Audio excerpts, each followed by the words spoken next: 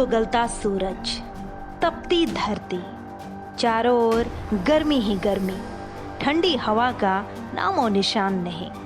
दिन भर लू की आंधियां, प्यास से अधमरे पड़े पशु पक्षी। ये स्थिति बताती है कि नौतपा के दिन आ गए।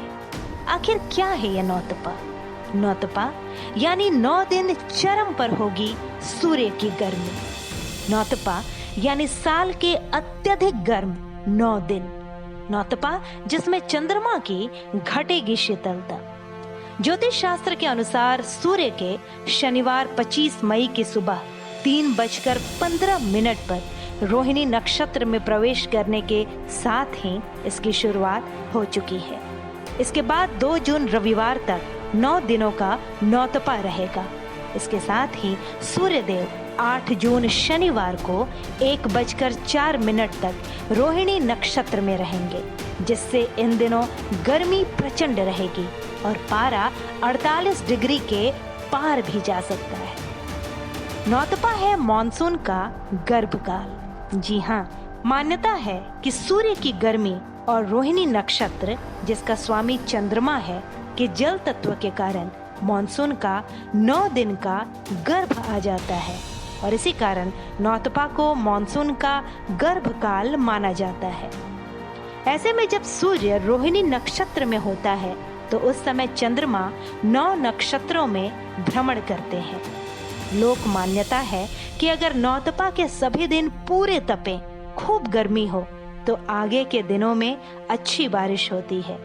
ज्योतिषों का यह भी कहना है कि चंद्रमा जब ज्येष्ठ शुक्ल पक्ष में आद्रा से स्वाति नक्षत्र तक अपनी स्थितियों में हो और अधिक गर्मी पड़े तो यह नौतपा अच्छा कहलाता है।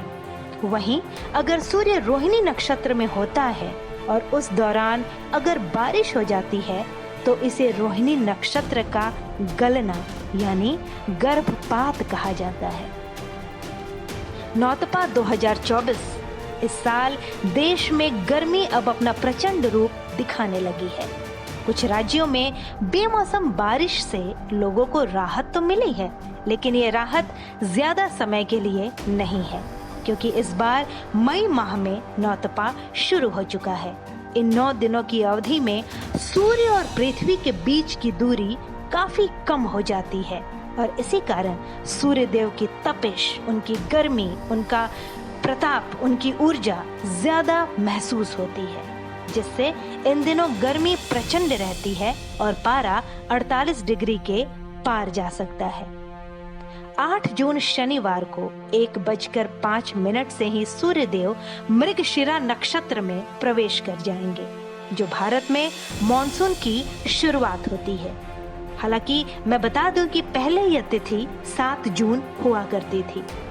नौतपा में इन कुछ खास बातों का ध्यान रखिए, जैसे नौतपा में ज्यादा से ज्यादा पानी पिएं ताकि आपके शरीर में डिहाइड्रेशन न हो, किसी तरह की परेशानी न हो। साथ ही राहगीरों और जरूरतमंदों को पानी जरूर पिलाइए। मान्यता है कि यह भी एक प्रकार का पुण्य का कार्य है और किसी की जिंदगी सही समय पर पानी देकर आप बचा सकते हैं। मान्यता यह भी है कि नौतपा के दौरान प्यासे को जल पिलाने से भगवान सूर्य की कृपा प्राप्त होती है। नौतपा के दौरान सूर्य देव की उपासना करने से व्यक्ति के जीवन में सुख, समृद्धि और खुशहाली आती है। साथ ही समाज में मान सम्मान भी बढ़ता है। यदि आपकी कुंडली में सूर्य की स्थिति कमजोर है, आप उसे मजबूत करना चाहते हैं, तो नौतपा के दौरान रोजाना सुबह सूर्य की आराधना करें, उन्हें जल का अर्घ्य दें। इसके अलावा आदित्य हृदय स्तोत्र का पाठ करना भी लाभकारी होता है। अपने सभी प्रकार की यात्रा, सफर, बाहर जाना कम से कम 2 जून तक टाल दें। कोशिश करें कि अगर निकलना ही पड़े तो सुबह अथवा शाम में निकलें, जब सूर्य की किरणें ज्यादा न तपें। घर से निकलें तो सर ढक कर रहें। अपने पास जल अवश्य रखें।